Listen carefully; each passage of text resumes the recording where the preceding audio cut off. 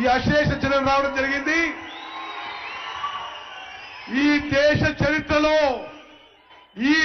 చరిత్రలో మొన్న parliament elections లో హుజూర్ నగర్ కోదాడ్ నియోజకవర్గాల్లో 1,00,000 మెజారిటీ దాటించిన వీర కాంగ్రెస్ సైనికులు వీరు.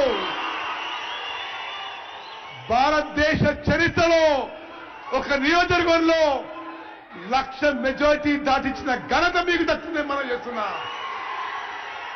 ఈ ప్రాంతంలో కాంగ్రెస్ పార్టీ బలంగా ఉందంటే మీ రక్తం, మీ చెమట, మీ త్యాగం ఏనాడు మర్చిపోం మేము ఎవరమని చెప్పి మనం చేస్తున్నా.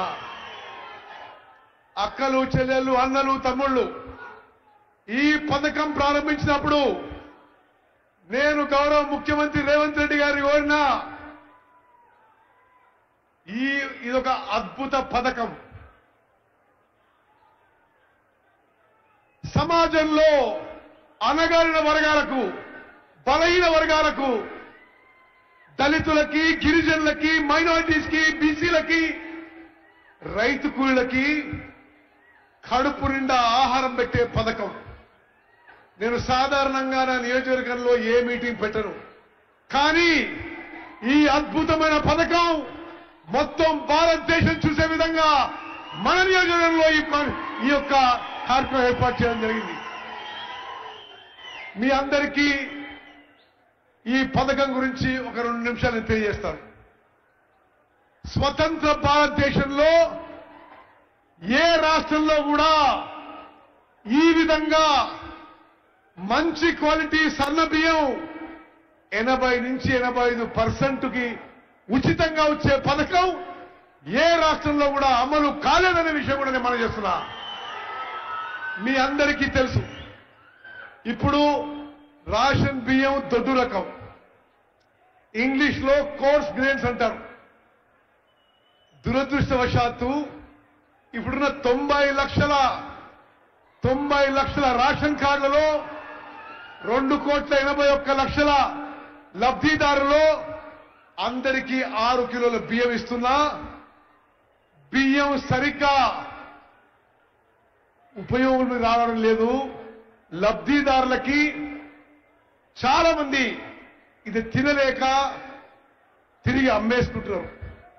ఈ రోజు ముఖ్యమంత్రి గారు ప్రభుత్వం ఇప్పుడున్న పథకం మీద 10,665 కోట్లు ఖర్చు పెట్టినా దానికి ప్రయోజనం లేకుండా పోతుంది.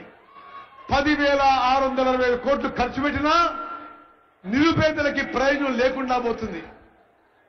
ఇప్పుడు సివిల్ సప్లై శాఖ కిలో బియ్యం 40 రూపాయలకి కిలో బియ్యం కొనుగోలు చేసి మీకు ఇచ్చినా ఎక్కువ మంది తినడం లేదు. అది 5 రూపాయలకో 10 రూపాయలకో అమ్ముకోవడం, మళ్ళీ రీసైకిల్ కావడం, పౌల్ట్రీ ఫార్మ్లకు అమ్మడం, బీర్ కంపెనీలు తీసుకుపోవడం, ఇది మనం చూస్తున్న తతంగం.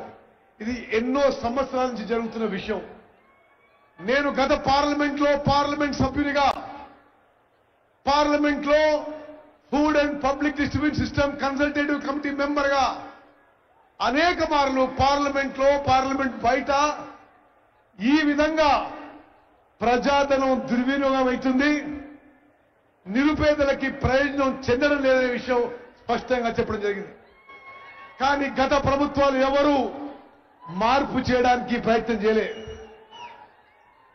రేవంత్ రెడ్డి గారు ముఖ్యమంత్రి అయిన తర్వాత వారు ఉప ముఖ్యమంత్రి భట్టి విక్రమార్క గారి చొరవతో, గైడెన్స్ తో తెలంగాణ రాష్ట్రంలో ఇప్పుడు ఇస్తున్న దొడ్డు రకం బియ్యం మానేసి ఈ రోజు నుంచి, ఈ సభ నుంచి యావత్ తెలంగాణలో 80 నుంచి 84% జనాభాకి సన్న బియ్యం ఇవ్వబోతుందని చెప్పి నేను మనం చేస్తున్నాను.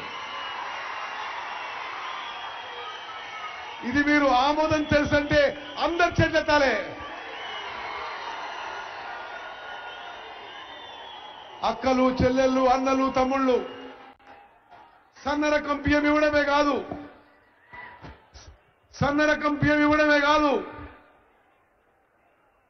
10 ఏళ్ల పాటు గత ప్రభుత్వంలో ఉన్న పెద్ద మనుషులు గత ప్రభుత్వంలో ఉన్న పెద్ద మనుషులు రేషన్ కార్డులు కూడా నామమాత్రంగా ఇవ్వడం జరిగింది. ఎక్కడో అక్కడ ఉప ఎన్నిక జరిగితే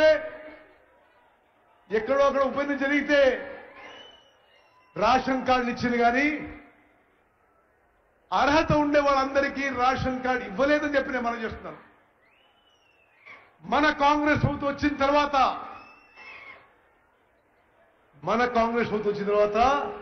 అర్హులందరికీ